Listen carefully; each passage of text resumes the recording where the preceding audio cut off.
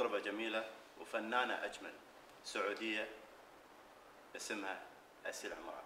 أهلا فيك، شكرا على الترحيب.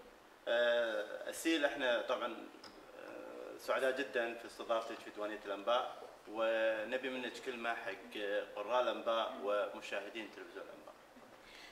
أول شيء سعيدة بهذه الاستضافة ويشرفني.